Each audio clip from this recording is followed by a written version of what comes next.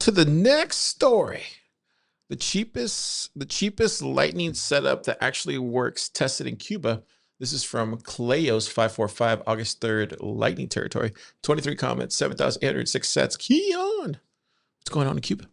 Yeah, I don't know if if this actually a real setup they tried, because it turned like this post came out, and then this poster went on to write a bunch of AI slop garbage posts. But maybe this is a genuine post. But it also doesn't make sense if you actually read it, where they Like said, here? Like this is all AI slop you're saying? no, I'm not sure about the content of the actual post. It might be, I don't know. But they went on to most of their responses, both in the comments and other posts they created later, were like AI slop.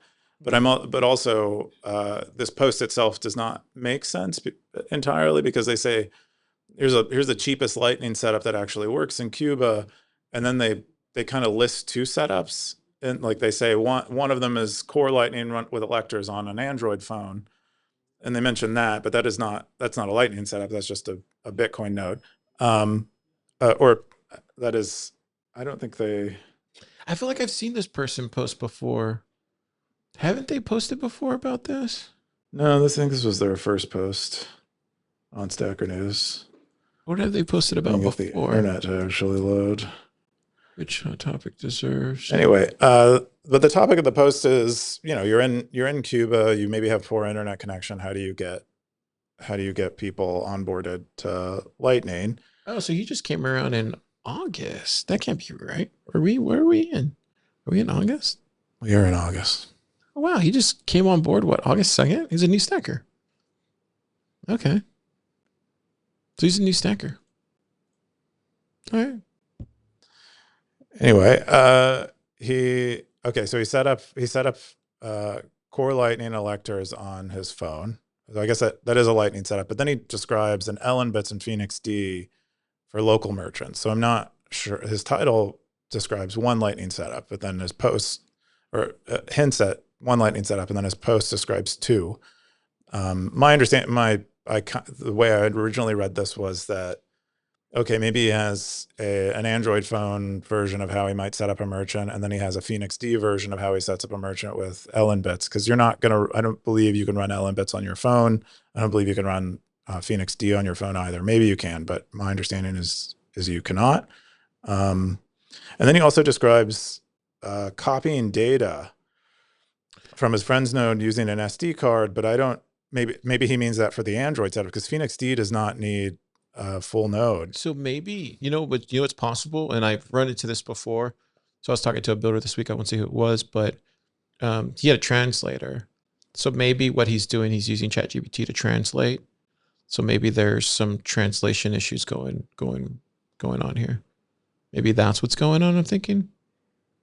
It could be. I mean, I wouldn't use ChatGPT to translate if it's going to change the meaning of your post. Yeah. And that's what I'm confused by. I don't know.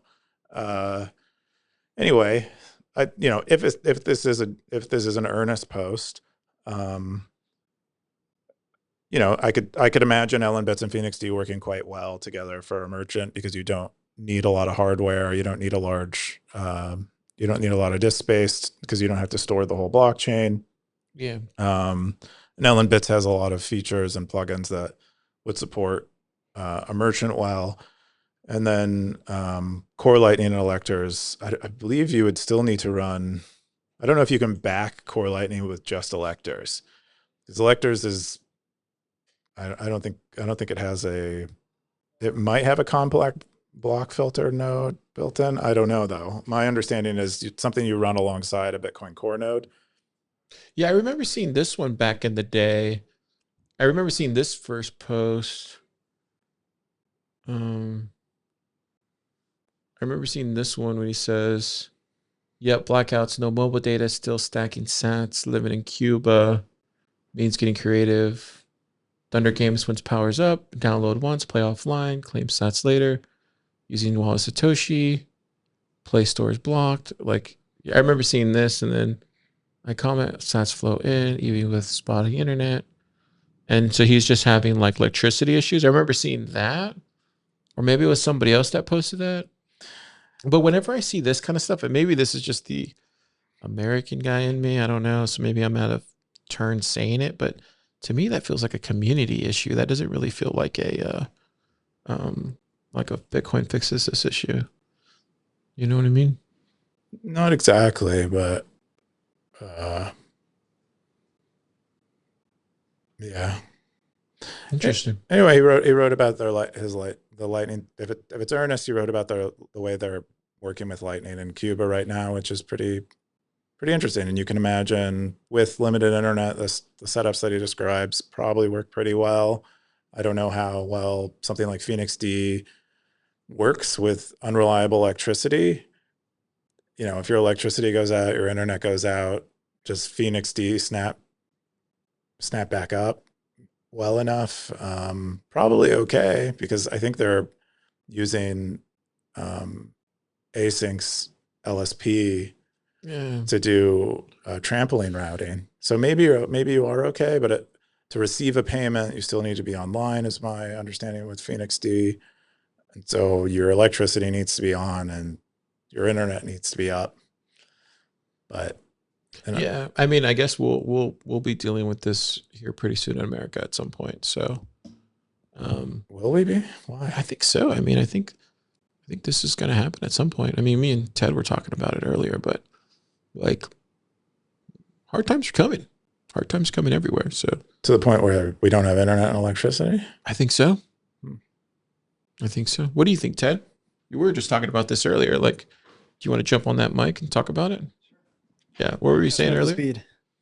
Like, what were you saying earlier about the 2030s and Paraguay and all that kind of stuff? Yeah. So the United States has to roll its debt to pay for itself, and you've got a Laffer curve situation with tax receipts. So the government can't extract more value out of the population once the money printers are removed. That's all. You know, that's one of the big benefits of Bitcoin. The problem for the U.S. in particular is that you have Medicaid, Medicare, and defense. Three things that everyone pretty much unanimously wants, and you have democracy. And so it's encoded into law they cannot cut these things. And then we're like 20% over budget, and a lot of that is interest payments. So the only way this is being funded is through inflation and debt issuance. When you remove the money printer, you also remove the ability for the government to print, to take on endless debt, because the rates have to hit the Bitcoin hurdle rate, which is 30% CAGR right now. Maybe it's 20% CAGR in the future. So you add all that together and you get a government that has to shrink, but it legally cannot shrink. So like, even if Trump, like, you know, Doge tried to cut, but they couldn't cut. And none of the majority of Americans do not want it to shrink. It's encoded into law that it cannot just shrink. They cannot just like pass a reconciliation bill that shrinks it. They have to like vote and get the law passed. And every politician is incentivized based on their voter base to vote against that. And so you end up with a situation where the government is scrambling to get dollars, and that's where you end up with a hostile U.S. government looking after, you know, potential scapegoats, which could be Bitcoiners. So I just view that not as an inevitability, but as a significant possibility. I would personally, my odds are like coin flip odds. So it could be 25%, it could be 75% likely. Enough that is going to make me consider, you know, different jurisdictions as a backup. All right. So, yeah. So they could attempt to confiscate Bitcoin effectively. It's like confiscate Bitcoin, just go after wealth, exit tax, unrealized capital gains tax. You guys were talking about the electricity going out, though? We were just talking about like how like the Citadel is the path forward. Like that's definitely the path forward. And then what you were talking about, the Paraguay thing, like it's like that's the safety net. That's where you'd go, is to Paraguay? Well, I think you just want to be, I don't really know where you go, to be honest, but I think like getting outside of larger countries is probably helpful. Like being in Texas is probably better than being in Massachusetts. Sure. But is like, you know, Texas is a pretty large entity. It's an institution. It's tied to the U.S. Like, so maybe being in El Salvador is better than being in Texas, or maybe being in a community outside of El Salvador, or like, is Paraguay better than Argentina? even if Argentina has got kind of a libertarian orientation right now, it's a big government that has a whole system.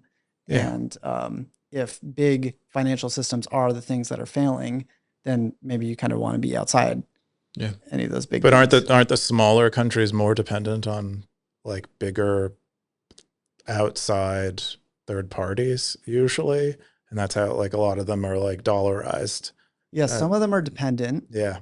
Some of them, like in Paraguay's specific case, like, you know, it has all the internal like food and water resources that it needs. So, and it doesn't really take on IMF funding, but other countries do take on those things, and they are dependent. Like you can even look at Hawaii in the U.S. You know, it has the cost of electricity is very high in Hawaii. Yeah. So it's like there's some places that are getting or Greenland is being subsidized by Denmark, right? So in those cases, that's a dependency. But you want some place that is, I think my instinct would say would be smaller, kind of outside a larger country, self-sufficient, ignorable, politically neutral, kind of a small government and maybe percentage of GDP, those kind of things. All right. Yeah. Yeah, it was a conversation we were having. That's why I think like citadel path forward for sure. And then like a safety net of a sort. But Okay. We got time though. We got time. Thank you, Ted. Thank you, Ted, for that insight. Yeah, we got a little bit of coin flip humor. Cool.